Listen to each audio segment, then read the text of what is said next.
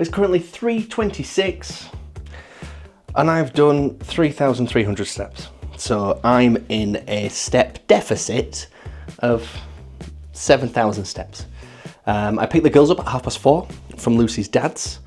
So I need to get going because I'll be late. And yeah, we're just gonna crank some steps out. This is part of it. Some days you've just got to do it. So let's go and do just that.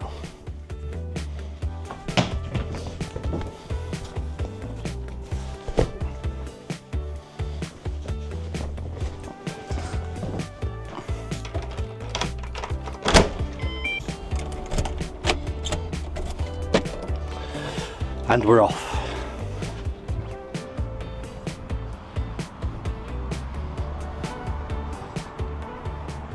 Well, I set off walking. I realised, oh, it's cold and wet and raining slightly. So I came back, got a coat, and we're off again.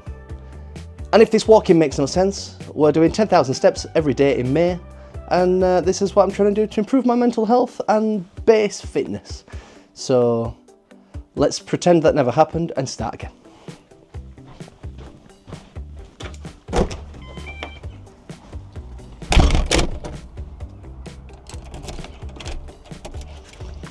Right, we're off.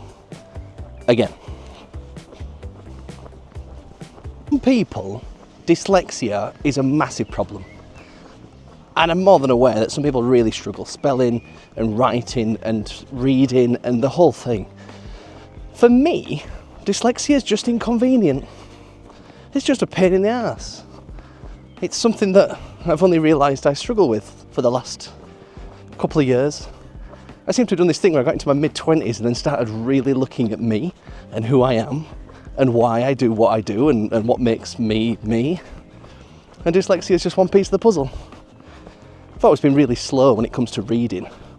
Painfully slow. I've only ever read one full book. It's not an achievement. It's actually it took me 2 weeks on holiday. It was a book about Lance Armstrong years ago. And just reading just feels like a chore. And I didn't realise that for everyone else, or shall we say for those without dyslexia, reading's not that bad. Reading's not mega painful. Reading's not mega slow. Reading's not a burden.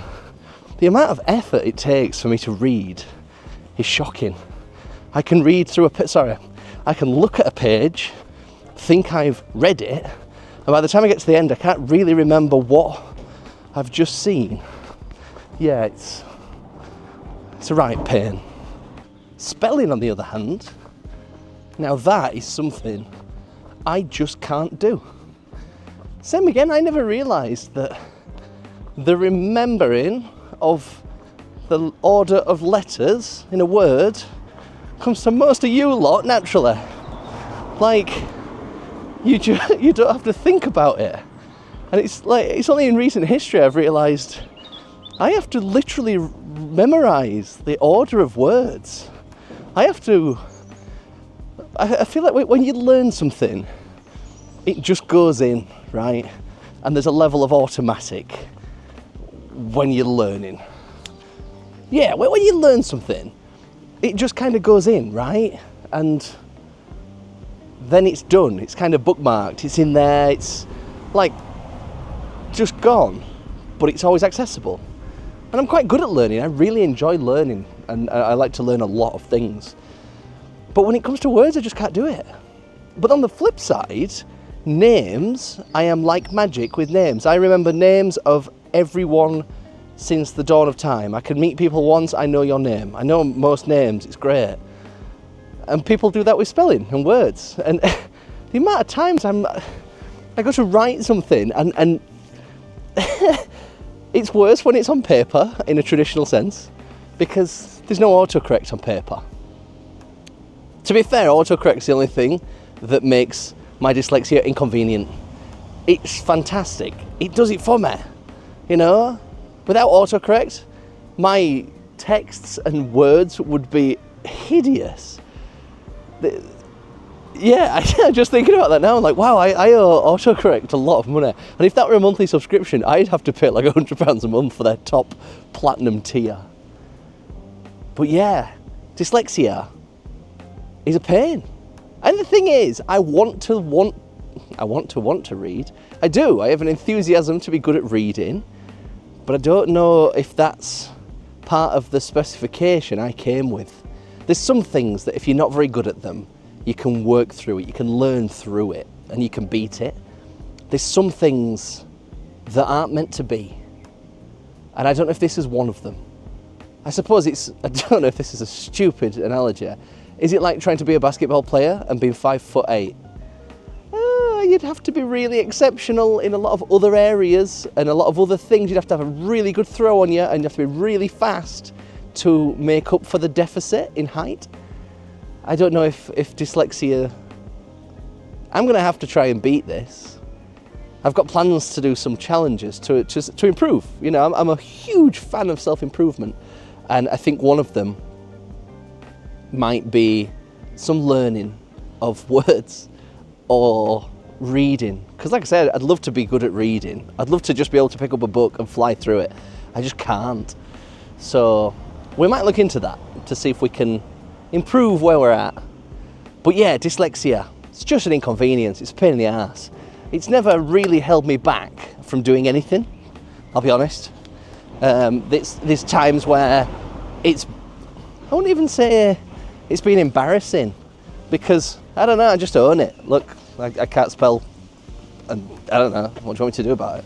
So yeah, I do feel bad for those where it's more than an inconvenience, because life's hard as it is without other stuff like this. So yeah, let's keep going and crank some steps out, and we'll return.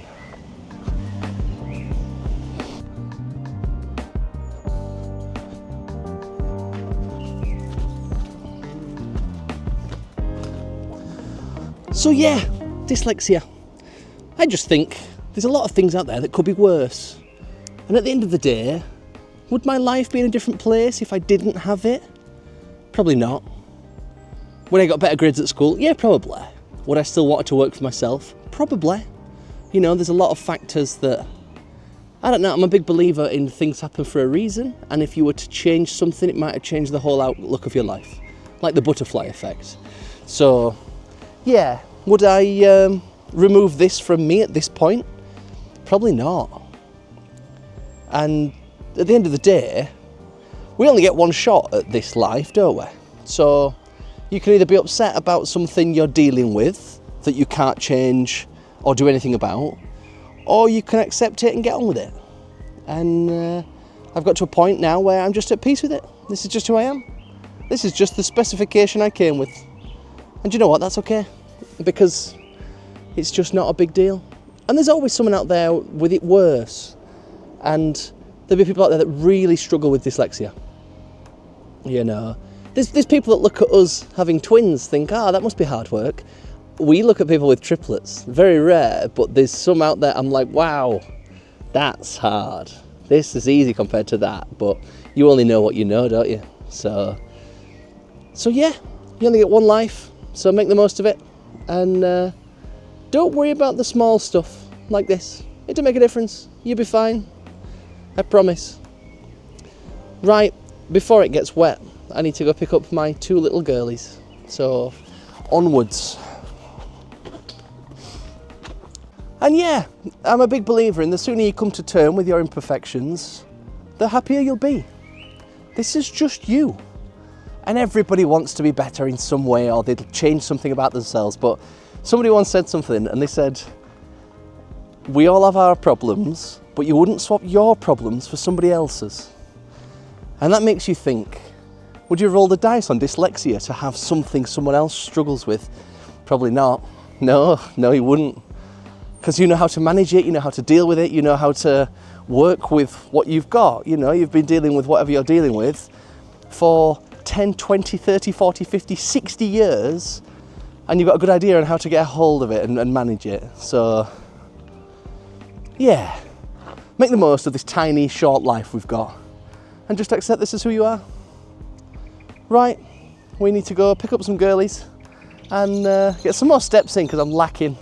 Anyway, have a lovely rest of your day and I'll see you soon.